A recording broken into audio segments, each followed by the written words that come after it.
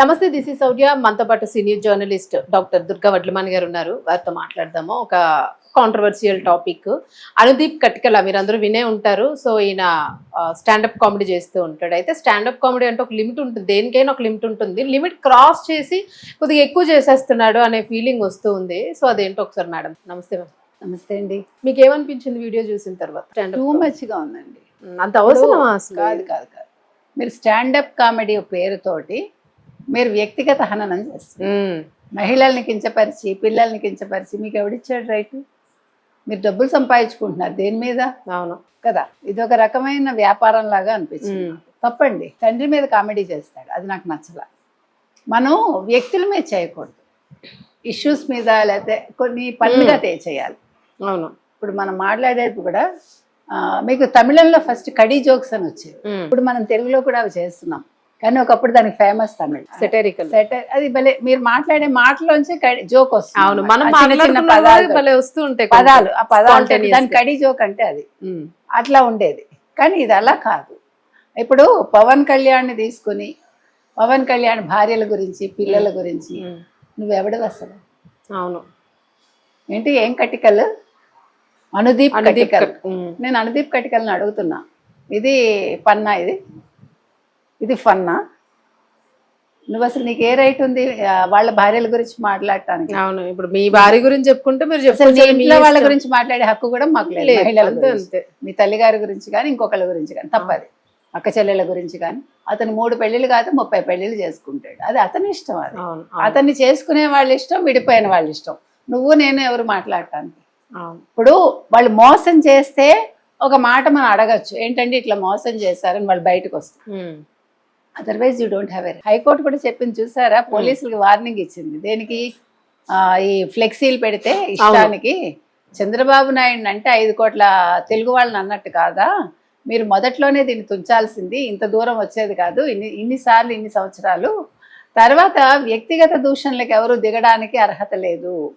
ఇంట్లో వ్యక్తుల్ని మహిళల్ని దూషించడం కానీ అట్లాంటి వాటికి వెళ్ళకూడదని నిన్ననే కోర్టు చెప్పింది.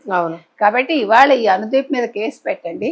ఇది అనుదీప్ సొంత స్క్రిప్టా, ఎవరైనా ఇచ్చిన స్క్రిప్టా, వెనకాల ఎవరైనా ఉన్నారా, ఏదైనా పార్టీ ఉందా, లేదు వ్యక్తిగతంగానే చేస్తున్నాడా?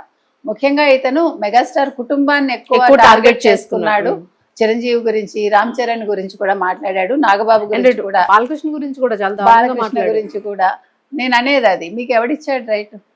ఇప్పుడు మీకు నచ్చకపోతే చూడకండి, ఏం తప్పులేదు. ఇప్పుడు సినిమా నచ్చలేదు, నాకు నచ్చలేదురా అనండి, వదిలేయండి అంతే.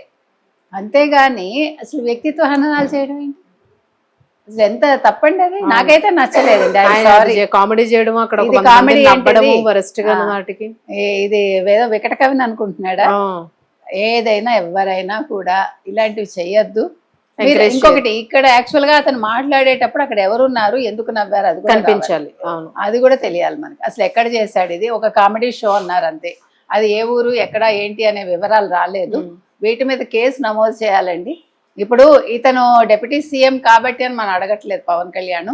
ఈవెన్ సాధారణ మహిళల మీద కానీ సాధారణ వ్యక్తులకు సంబంధించిన కుటుంబ సభ్యుల మీద కూడా ఎవరు మాట్లాడటానికి వీల్లేదు.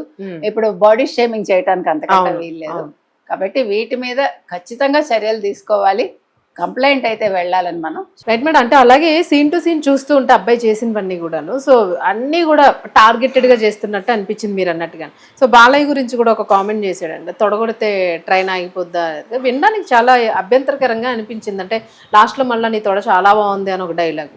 సో అది మనం బాడీ షేమింగ్ కింద తీసుకోవచ్చు అంటే. నేను అంటున్నది అదేనండి. ఇప్పుడు అది మీరు చాలా పన్ను అనుకుంటున్నారు, కానీ అది కొంచెం వల్గారిటీ కూడా ఉంటుంది కదా. ఇప్పుడు సినిమాల్లో మీకు సినిమా అనేది మనం ఎందుకు చూస్తామండి? It's a fantasy. అవును. మన నిజ జీవితంలో చెయ్యలేనిది అక్కడ చూసి ఆనందపడతాం.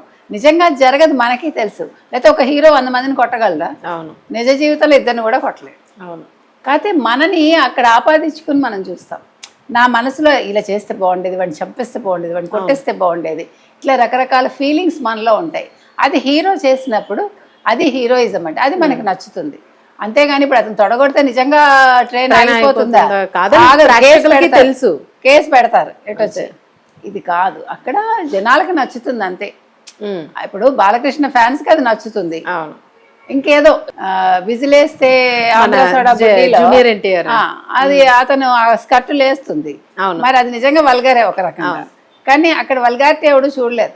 డైలాగ్ అంతవరకు డెలివరీ. అవును. కొన్ని మనం మరీ ఏదో Depth వెళ్ళిపోతే వెళ్ళిపోయి ప్రతిది మనం చూసే సినిమా తీయలేము. అవును.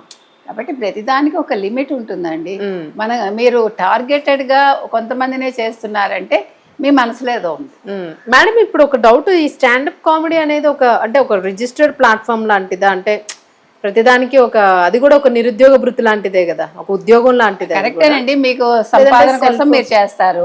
ఆ సంపాదన అనేది మీరు ఒకళ్ళని కించపరుస్తూ సంపాదించుకోవటం అనేది తప్పు కదా. అవునవును. అది రిజిస్టర్డా కాదా నాకు తెలియదు. కాకపోతే కొన్ని హోటల్స్ లో కొన్ని చోట్ల ఇట్లాంటి కామెడీ షోస్ పెడతారు. ఇప్పుడు చూడండి, సంగీతం పెడతారు, కొన్ని చోట్ల సితార్ వాయిద్యం పెడతారు, అట్లా కొన్ని చోట్ల ఫ్లూట్ వాయిస్తూ ఉంటారు. అంటే కొన్ని స్పెసిఫిక్ హోటల్స్ లా ఉంటాయి.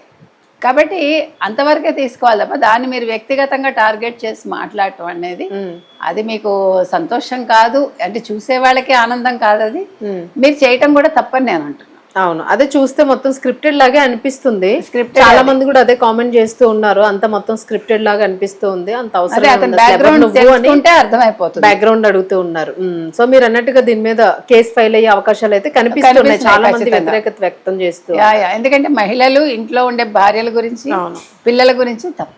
సో ఇది ఒకటే కాదు, ఇలాంటివి ఇంకా ఉంటాయి స్టాండప్ మొత్తం అన్ని తీస్తే ఇతనువే కాదు, ఇంకా వేరే వాళ్ళు కూడా ఏ రకంగా చేశారు. ఇక మీద స్టాండప్ కామెడీ మీద ఒక కన్ను పెట్టాలి. అవును, రైట్. Thank you madam.